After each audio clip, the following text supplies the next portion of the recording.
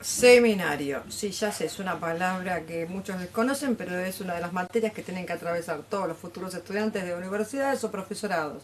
Y ahí te van a pedir que para que apruebes esa materia es que puedas escribir y entender de qué va el texto. Y te van a pedir informes de lectura crítico y descriptivos.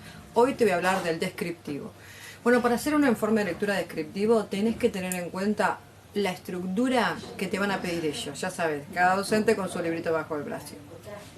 Bibliografía, tutor, autor, editorial, año y lugar de publicación, el número de página del texto fuente, no te olvides.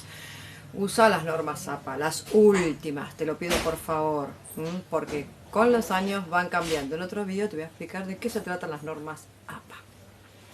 Así que el primer parrafito, bibliografía. Número 2, presentación del autor, del texto y fuente. Tenés que hacer una pequeña biografía del autor mencionando sus obras más importantes, premios, estilo, contexto histórico-cultural.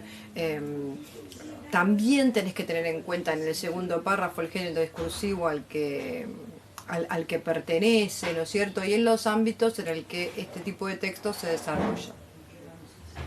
Esto es muy importante que lo tengas en cuenta porque te lo piden, como te decía hace un ratito, en todas las universidades. Y es verdad que cada profesor tiene su librito bajo el brazo, así que te van a estar pidiendo diferentes cosas o diferentes puntos, factores. En sí, el informe de escritura descriptivo, como la expresión lo indica, es un informe que vos tenés que hacer después de haber hecho una lectura, que puede ser una lectura de un ensayo, de un texto de opinión, de un texto explicativo, o de literatura, simplemente literatura. Pero lo que tenés que tener en cuenta es unos pasos que si los seguís uno atrás de otro como tiene que ser, no vas a tener problemas.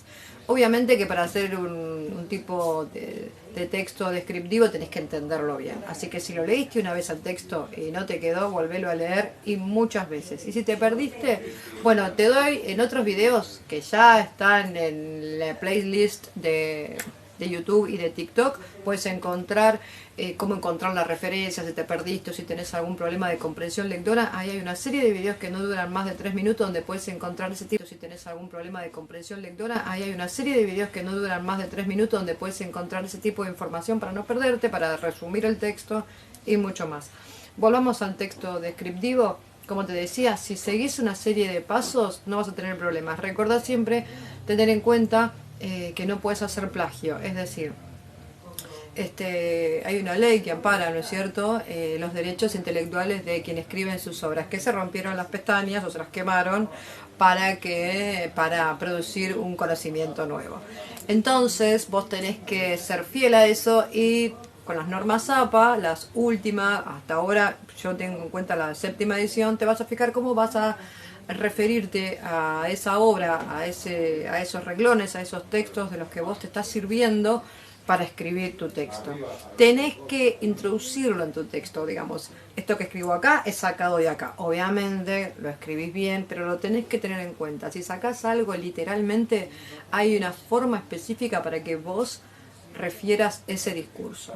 También está en uno de los videos donde hablo de polifonía, pero específicamente voy a hacer uno con respecto a las normas APA. Así que, y ten en cuenta que tenés que, como siempre le digo a mis estudiantes, ser buenita o buenito con tus posibles lectores. En este caso puede ser un profesor o una persona que va a estar leyendo tu trabajo. Entonces tenés que hacerlo de tal manera el texto que si vas a introducir términos específicos y técnicos, coloques un conector de es decir, esto quiero decir, esto es, y expliques eso. Porque además le vas a decir a tu profesor o a la persona que te esté leyendo que estás entendiendo el tema.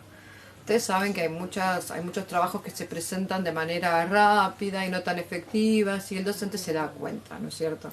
Así que bueno, ten en cuenta de que si vas a escribir algo que es un término nuevo, que lo aprendiste recién o te lo enseñaron recién, o querés comentarle a tu lector algo nuevo y es tan formal y tan duro, tan cerrado, tan ecléptico tu texto, pone un conector, es decir, esto es o reformula.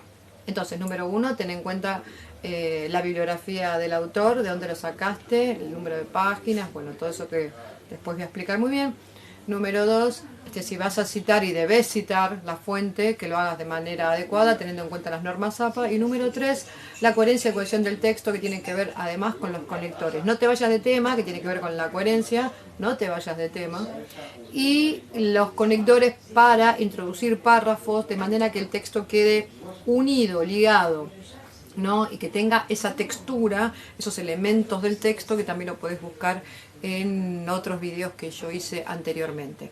Ahora sí, te paso a explicar qué partes tiene que tener este tipo de texto y bueno, vos lo vas a completar con esa lectura que vos hayas leído para hacer tu informe de lectura descriptivo.